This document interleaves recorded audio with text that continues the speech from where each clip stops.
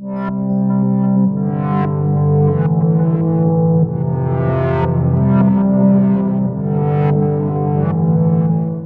suis Marie-Noëlle Ligaud.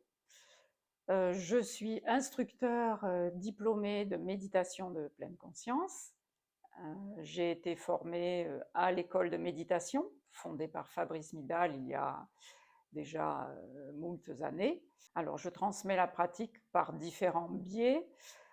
J'ai plusieurs groupes, donc en présentiel, auprès de différents groupes, à Sucy-en-Brie et dans des municipalités limitrophes.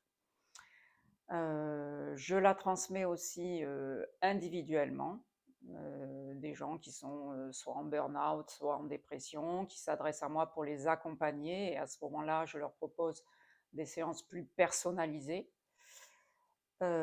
Et je fais aussi des séances par Zoom, des séances en distanciel pour accompagner des gens, alors soit en groupe, soit individuellement. Et en entreprise où j'ai été sollicitée par des grands groupes comme Safran, par exemple. Oui, la méditation, c'est ne rien faire. J'ai envie de donner la citation d'un grand maître bouddhiste qui s'appelait Chogyam Trungpa et qui disait « Méditer, c'est s'asseoir, juste s'asseoir, simplement s'asseoir, comme une tasse posée sur une table. » Une tasse posée sur une table, elle ne fait rien. Donc oui, essentiellement, c'est ne rien faire et c'est regarder. Regarder comme si on était dans un laboratoire. Le laboratoire, c'est nous. On a un microscope devant nous et on regarde. On regarde au plus près notre expérience. Ils sont tellement multiples que je crois que je pourrais en parler pendant des heures. Moi qui pratique relativement intensément depuis des années, et j'ai toujours pas fait le tour de tous les bienfaits de la pratique, parce que je ne cesse d'en découvrir. Je dis toujours à mes pratiquants, essayez de laisser tomber toutes vos attentes. C'est humain d'avoir des attentes. On a tous des attentes quand on commence une activité. Donc, parfois, on vient à la méditation pour mieux dormir, pour être plus calme, pour se sentir plus zen, même si ça ne veut rien dire tout ça, mais on a des attentes. Si tu viens à la pratique en disant « moi, je veux vraiment dormir mieux », eh ben, c'est pas ça qui va venir en premier. Il va y avoir des tas de bénéfices secondaires, corollaires, mais pas celui-là.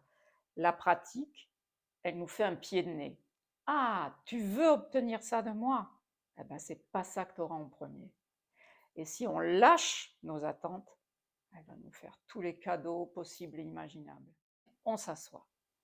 Et pendant 2-3 minutes, on va se foutre la paix.